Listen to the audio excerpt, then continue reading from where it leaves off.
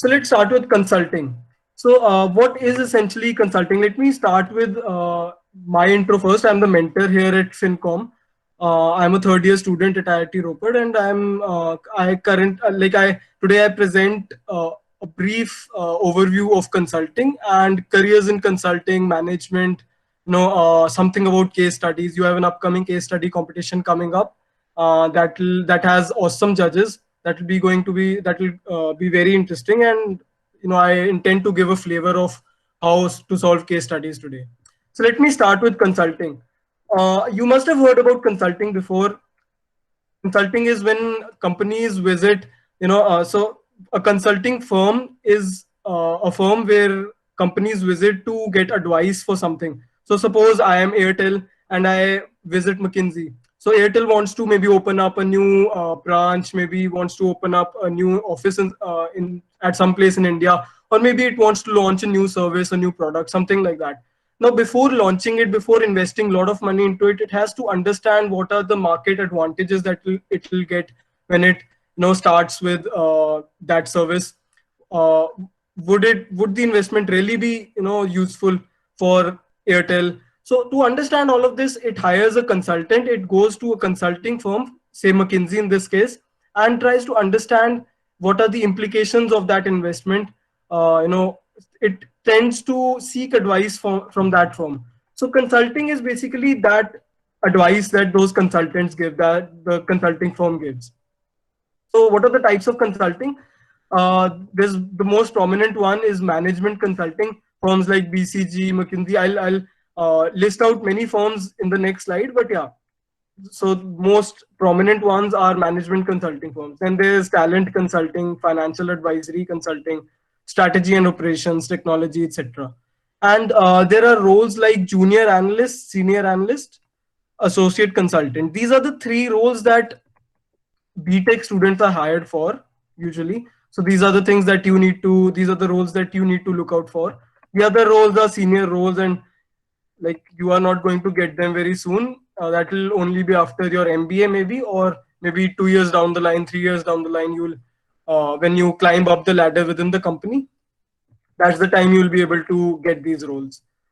Yeah, so at the undergrad level, there are less companies, there are less opportunities in consulting. Why? Because these consultants usually hire for consulting firms usually hire students from maybe commerce backgrounds, or maybe students from marketing backgrounds or business backgrounds. So we are not like technical colleges are not having a sound background in business. So that's one of the reasons why they don't hire from here. But due to our analytical skills, they do come here. Uh, I've seen McKinsey, BCG, Bain. These are the top three consulting firms. They call them MBB, McKinsey, BCG, Bain. I've seen these three companies visiting the top 3 or 4 IITs.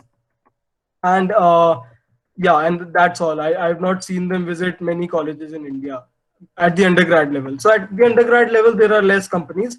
But yeah, you can of course crack any company off campus, or if you might be lucky, we'll get to visit, we'll get a consulting firm to visit our campus soon for placements and internships.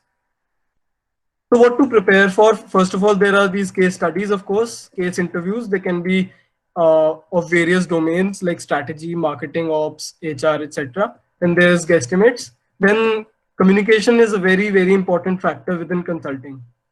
So when you are talking to your clients, you need very good communication, and this is one of the skills that firms test you for during interviews, during the interviews for internships and placements.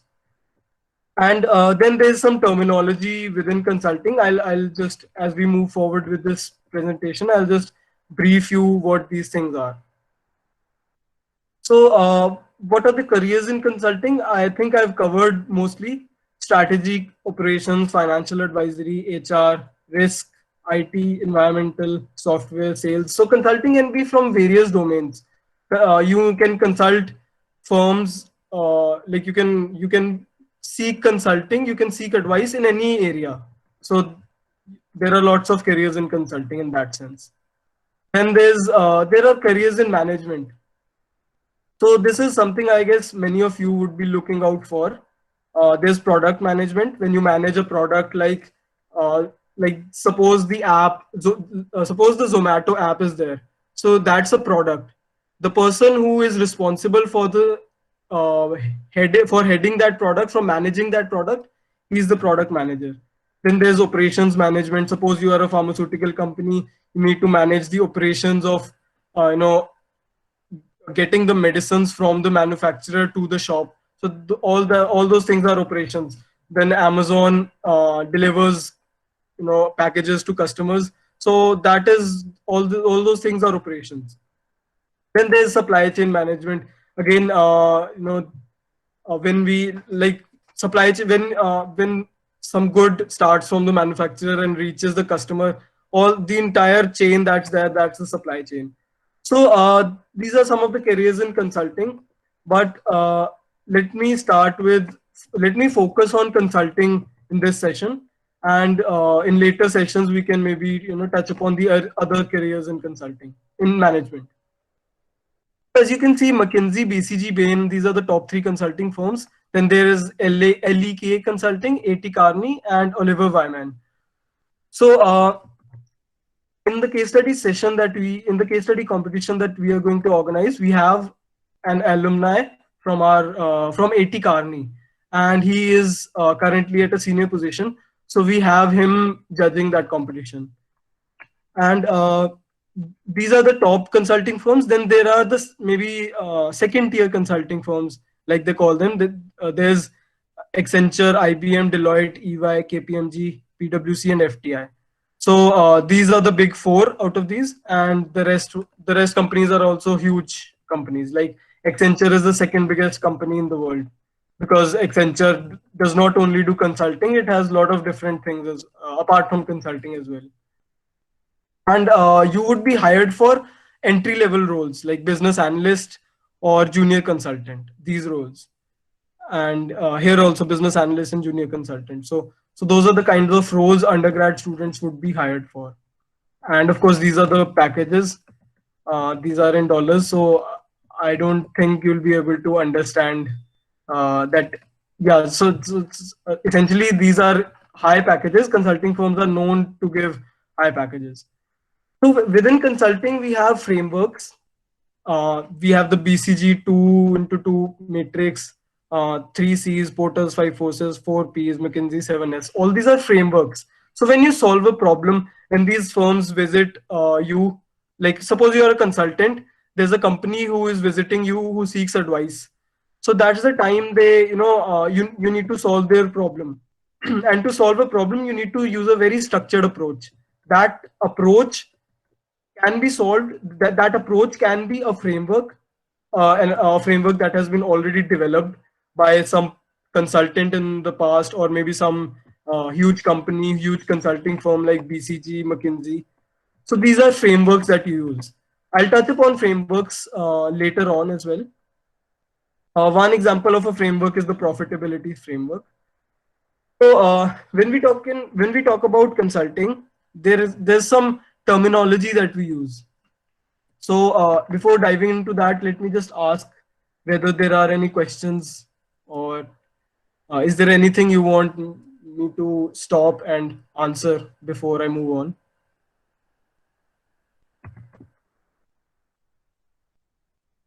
Okay.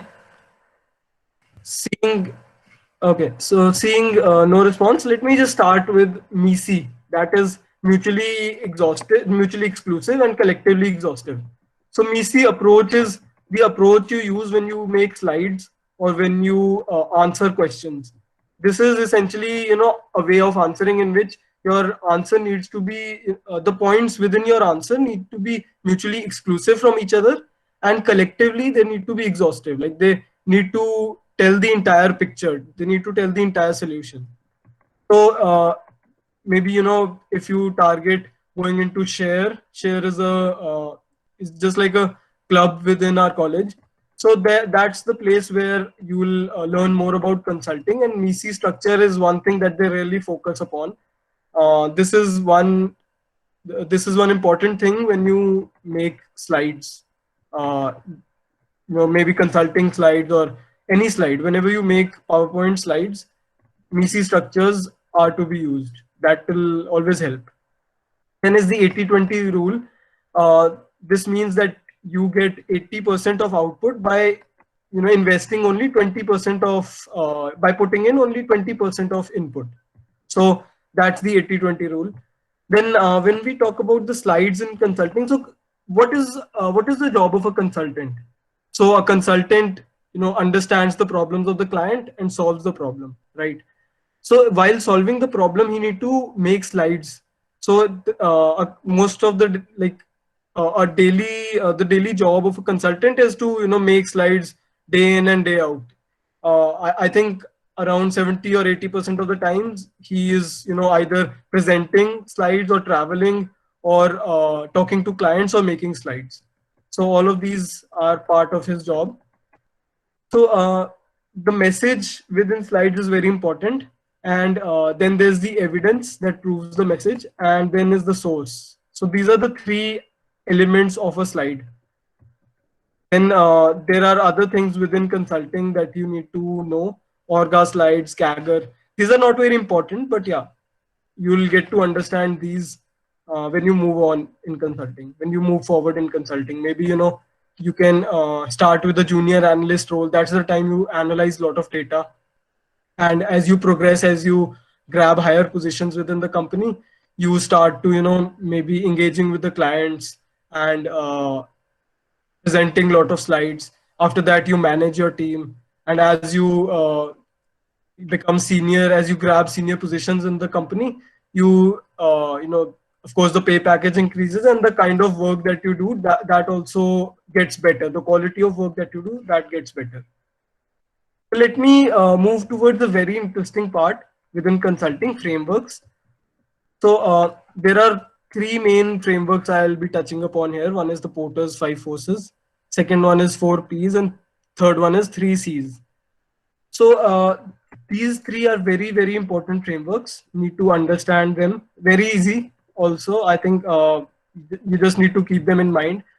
So there's a professor in Harvard Business School. Harvard Business School is the best B school in the world. So there's a professor, Porter. He developed 5 forces, and those 5 forces help companies to analyze whether to enter a new market or not. Now, you noticed, I'm not sure if you noticed or not, but Amazon recently entered the education space. So there's Amazon Academy that has been launched recently. So whenever a company enters a new market, whenever a company enters a new space, that's when it does a market entry analysis. And that's the time you use frameworks, of course, because that's a very important thing that you do. There's a lot of investment that goes into that. So to understand whether that investment is going to be useful, or whether we are wasting money or not, whether you really are getting any benefit by entering a new space, to understand all of this, you talk to consultants, and consultants use frameworks. One of those frameworks is the Porter's 5 forces. So what is Porter's 5 forces? Porter's 5 forces has the 5 forces.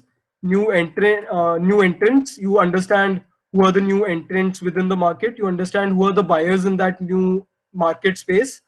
What are the substitutes that can substitute your company? Who are the suppliers?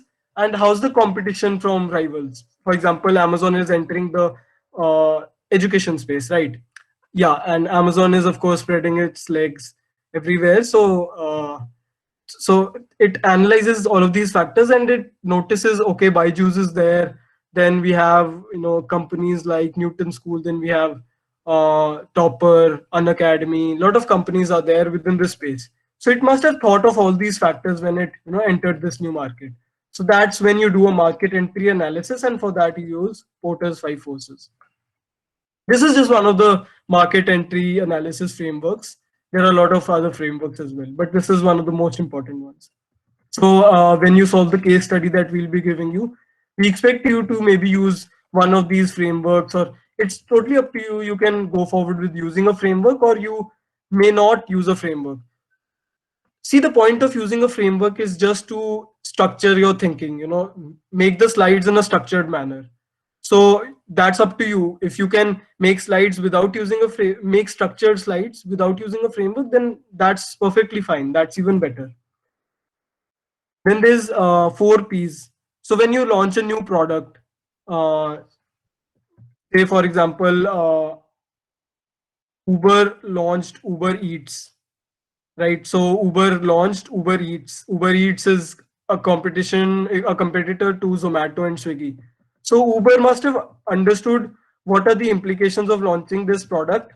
So whenever it launches a product, it understands 4 factors. Those 4 factors are called 4 Ps. So product, price, place, promotion. All of these factors it tries to understand before it launches a new product. Then similarly, we have the framework, 3 Cs framework. That's when you know, when you've just developed a product. Say you are a new start, like you're a startup. You have just developed a product, and you intend to go to the market and sell it. So for that, you use 3 Cs framework. Who are the consumers? Uh, who are the consumers in that particular market? What are the how is like how will my company be able to survive in that market? Then what's the type of competition that's there in that market? So 3 Cs. So you'll get to hear more about these 3 frameworks and a lot of other different frameworks as and when you enter consulting, and or as you learn more about consulting. And there's value chain.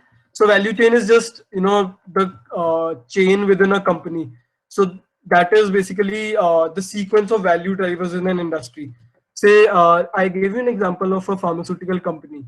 So the entire process from making the medicine to delivering the medicine to the customer, the entire chain that is there, the entire value chain, every part of that value chain is a stakeholder. Every part of that value chain is important for the process.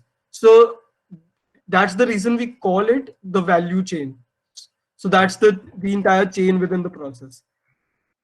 Then yeah, Excel and PowerPoint are the 2 most important tools within consulting. As you go to maybe good good consulting firms, better consulting firms, they may be using a lot of data analysis. They may be trying their most of the consultants would be using Python also. And yeah, that's the case. I talked to a consultant in EY, I think around 3 or 4 days back, and he told me that he spends his entire day on Python or data analysis, making slides, making those charts and all, data representation, data visualization, all of that. So these are some important quantities in Excel. CAGR is compounded annual growth rate. So that's the annual growth rate of a company compounded annually. So growth rate of a company compounded annually. That is CAGR. Then NPV, IRR, or all of these things. Yeah. So right. Let me just stop here for a bit and answer 1 or 2 questions that are there.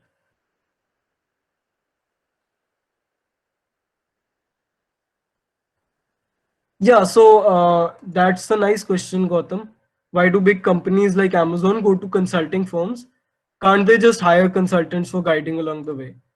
So try to understand this. They are hiring consultants only. But for hiring those consultants, they need to go to a consulting firm. You cannot find consultants roaming around here and there, right? You will find those consultants within those huge consulting firms only.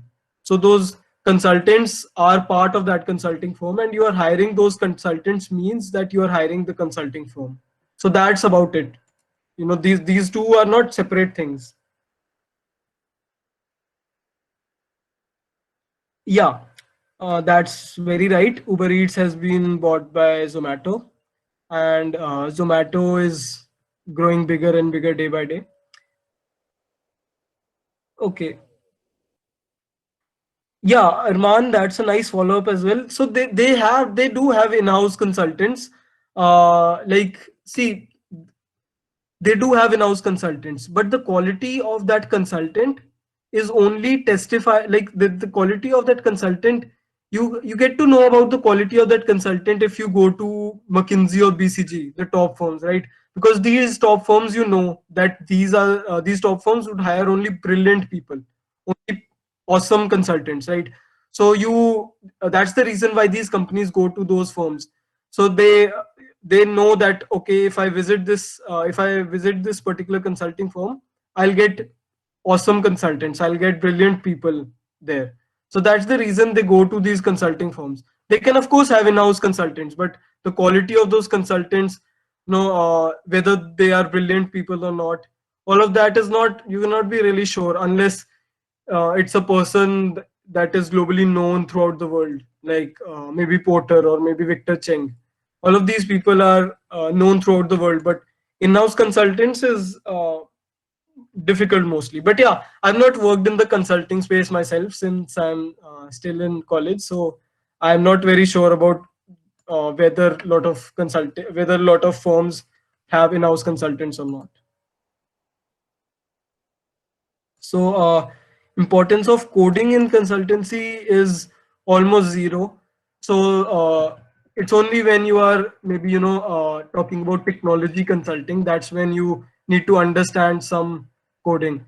So what technology consulting firms do is that they usually hire people who are from a coding background, because they would understand technical problems in a better way. So that's the reason they go to those coding people. But yeah, mostly there's no use of coding in the consulting firms, in consultancy.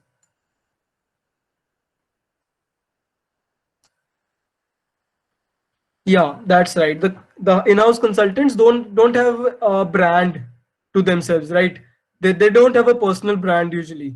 So when you go to a huge consulting firm like BCG, McKinsey, they have a brand. They know, you know that, okay, I'll only find good people there. But when you talk about in-house consultants, no, unless that person has a huge personal brand, you can't be really sure about that. So this Street of Walls article that I've put the link in the slide. I want to go through it, but it might take a bit of a time. So let me, cover that at the end. Uh, it's about frameworks and all. Okay, let me present that. Yeah, so let me present this Street of Walls article. This is a very nice article. I'll share the link with you all. You must go through it and you'll get a flavor of what consulting is. You'll understand consulting in and out, and I'm sure this will be an eye opener for all of you. So in this article, they've talked about Porter's five forces. They've talked about all five forces in detail. Then they've talked about the three C's: company, competition, customers or clients. Then four P's. So four P's are usually used in marketing related scenarios when you are marketing a new product. So these are the four P's. Apart from these three frameworks, there's a very important framework, that is SWOT analysis. I've used it in my first year. I've used it in my second year. Whenever I used to participate in case study competitions, this is a very basic framework, and I hope all of you get a chance to use it as well. So what is SWOT analysis? It's basically, so S stands for strengths, W stands for weaknesses, O for opportunities, and T for threats. So whenever you try to solve a problem, uh, let me give you an example. So a couple of days, I think 4 or 5 days back, I got this problem to solve. Uh, Google is trying to enter the OTT space. OTT space is competing with Amazon Prime Video and Netflix. So Google wants to launch a service or a product that competes with Netflix and all of these other platforms. So for that, I used the SWOT analysis. I understood what are the strengths of Google, what are the weaknesses that Google has. When it enters this new space, there must be many weaknesses. One of the weaknesses is YouTube. So YouTube is a huge weakness as well. It's a huge strength as well. So how is it a weakness? Because it already has a huge product, YouTube. Why would it spend a lot of money developing an entirely new product that would compete with Netflix, etc.? Then what are the opportunities? Yeah, of course, there's a lot of opportunity because they have a lot of data. Google has a lot of data. Google has a lot of customers. So it's highly likely, it's very likely that they will benefit a lot if they enter this space because they have a lot of a huge customer base. They have a lot of customers, right? So it's quite likely that these customers will uh, buy that service, buy the subscription of that service. Then there are threats, of course. There's the threat of competition with Netflix. Netflix already is a huge player in this in the OTT space. Then there's Amazon Prime Video, of course. Disney Plus is there in India. Hotstar is there. Disney Plus and Hotstar are together in India. So all of these things. So that's that particular question I answered through a SWOT analysis. And yeah, this is a very nice point. uh, YouTube Premium is something like, I suggested this solution to them. So they asked me, okay, now you've analyzed this particular thing. What is your solution? You are saying that, okay, Google. So what I told them was that Google should not launch a new service. This was my solution after the analysis. They told me, okay, if this is not your solution, what can you do other than this? So I told them maybe YouTube can launch a premium service that is, that competes with Netflix and Amazon Prime Video, etc. It should not be like the YouTube Premium that's already there, but something different from that that competes with Netflix, etc. So I just give you an example of a case study wherein I used the SWOT analysis. Then there are other frameworks. There's a growth share matrix developed by BCG, a 7S framework developed by McKinsey, then product grid, force field analysis, affinity diagrams. All of these are different frameworks. Yeah. So any questions at this point of time?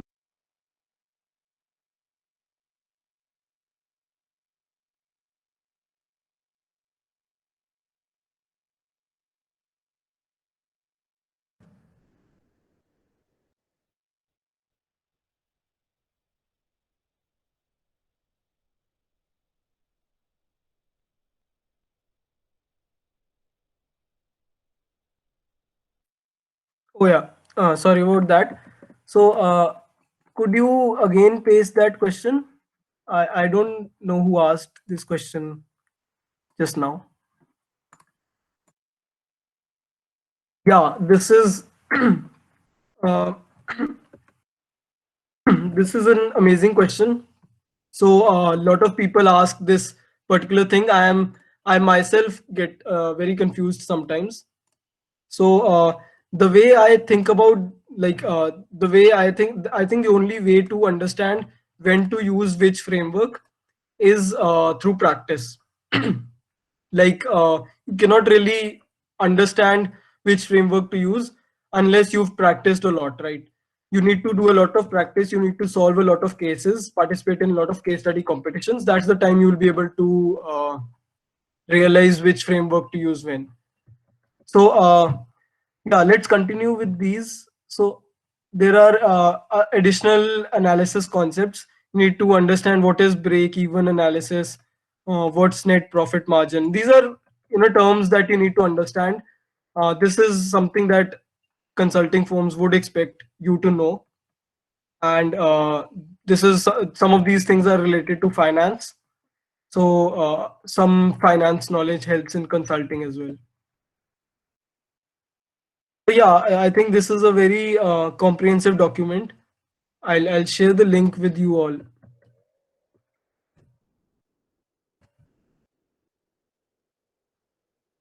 Yeah, right. So let's continue with the slides.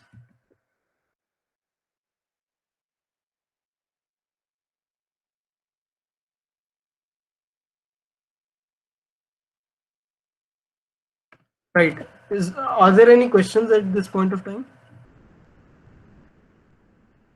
Okay. So I think one of the so now we've talked about what is consulting. We've understood what consultants do. What are the which are the consulting firms that are there in in this space in the world. Like there are some all of the consulting firms that I told you about, those are global consulting firms. So they operate in many countries. So now you have an idea of all of this, but now how to prepare for consulting. Um, no, I'll share some of the resources. You'll get to know about, you'll get to understand or learn more about consulting through these resources. So one of them is the Victor Cheng videos playlist. It's on YouTube. Uh, I'll share the link to that as well. And you'll understand. So Victor Cheng is a very famous consultant. He's a consultant in McKinsey, and he is known throughout the world because he's taught the world through his videos. He's taught the world consulting through his videos. So you must watch that playlist.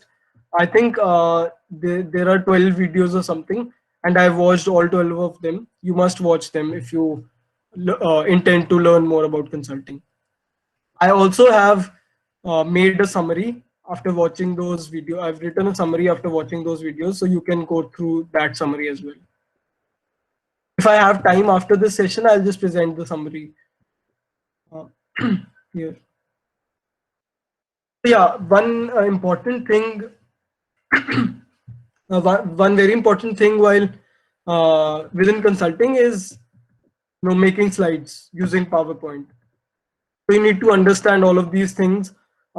These are some very basic things that you need to know while making slides. So there has to be only one message per slide. One message means that you need to convey only one point through one slide. That point can have 6 evidences, like you can explain that point through 6 subpoints or something, but yeah, usually you have one message per slide. Then contrast, you need to use some contrast within slides. No sentences, only points should be there. Dark background is something that gives a more visual appeal, although I would not recommend using a dark background. But yeah, these are the 5 points that are written, that I've read in a lot of places. So they sometimes, suggest these things. But yeah, I don't use a dark background mostly. Uh, Only use it sometimes. So yeah, apart from that, no more than 6 objects should be there within a slide. So 6 points is the maximum that you should have within a slide. Yeah, so I was talking about how you can get into consulting. So the first step would be to practice case studies. So I have a link to, I'll share this slide. I'll share all these slides with you. So I have attached a link to case books. These case books are developed by top B schools in the world. And in these case books, you will find a lot of cases and how to solve them, approaches to solving them. So practice cases from there. Then do mock interviews, understand frameworks. I've attached the Victor Cheng playlist here. Then guesstimates also. We'll take one session on guesstimates sometime. I think sometime next month. So don't worry about that as of now.